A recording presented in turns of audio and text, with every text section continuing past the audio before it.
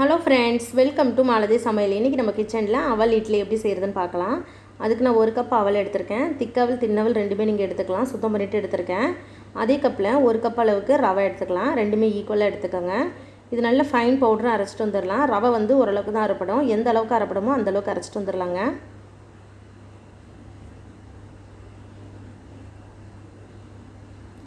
இப்போது ரவையும் அவ்வளோ நல்லா அரைச்சிட்டு வந்தாச்சு. நல்லா ஃபைன் பவுடராக அரைச்சிருக்கேன். இப்போ இந்த அளவுக்கு இருக்கணும். இப்போ இது ஒரு பவுலுக்கு மாற்றிடலாம்.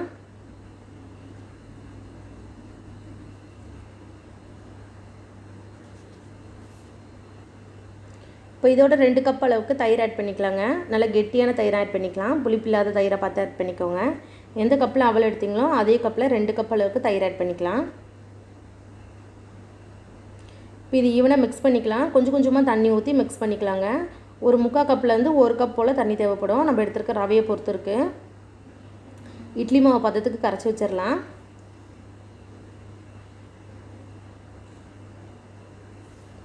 கொஞ்சம் கொஞ்சமாக தண்ணி ஊற்றி ஆட் பண்ணிக்கோங்க. மொத்தமாக தண்ணி ஊற்றிடாதீங்க.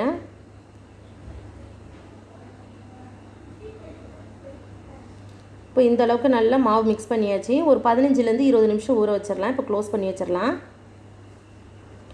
இப்போ ஒரு 15 நிமிஷம் ஆயிடுச்சு. ஓப்பன் பண்ணி பார்க்கலாம் பாருங்கள். நல்லா திக்காக வந்திருக்கு. ரவை நல்லா சாஃப்டாக ஊறிருக்கு.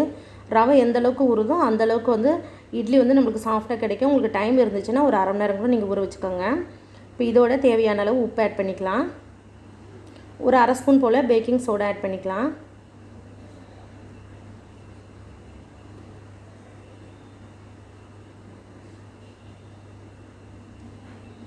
இப்போ இது ஈவனாக மிக்ஸ் பண்ணிடலாங்க. உப்பு மட்டும் செக் பண்ணிக்கோங்க. இப்போ நான் ஈவனாக மிக்ஸ் பண்ணிவிட்டேன். உப்பெல்லாம் செக் பண்ணிவிட்டேன். எல்லாம் கரெக்டாக இருக்குது. இது இப்படியே டேரெக்டாக ஊற்றலாம். ஆனால் இதுக்கு ஒரு தாளிப்பு கொடுத்துர்லாங்க. தாளிச்சிட்டு செய்யும்போது இன்னும் டேஸ்ட் அதிகமாகிடும். இப்போ 2 ஸ்பூன் போல் ஆயில் ஊற்றிடலாம். ஆயில் நல்லா சூடானதும் ஒரு அரை ஸ்பூன் போல் கடுகு ஆட் பண்ணிக்கலாம். இப்போ கடுகு பொரிஞ்சதும் ஒரு அரை ஸ்பூன் போல் உளுந்து ஆட் பண்ணிக்கலாம். இது ரெண்டும் நல்லா பொரிஞ்சு வரட்டும். இது நல்லா செவந்துருச்சு. இப்போ அடுப்பு ஆஃப் பண்ணிட்டு நம்ம மாவோட ஆட் பண்ணிக்கலாம்.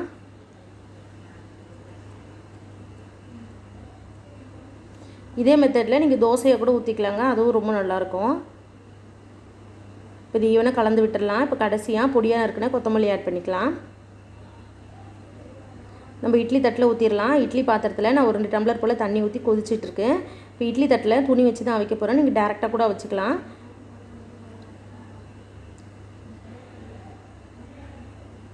இப்போ கொஞ்சமாக மாவு எடுத்து நம்ம இட்லி ஷேப்புக்கு ஊற்றியாச்சு. இப்போ இட்லி பாத்திரத்தில் தண்ணி நல்லா கொதிச்சிட்ருக்கு. கொதிச்சதுக்கப்புறம் தான் வைக்கணும். ஒரு 10 நிமிஷம் வேகட்டும். இப்போ இட்லி பாத்திரத்தில் வச்சிடலாம். ஒரு 10 நிமிஷத்துக்கு அப்புறம் பார்க்கலாம். இப்போ இட்லி நல்லா வெந்திருக்கு. இப்போ வெளியே எடுத்துடலாம்.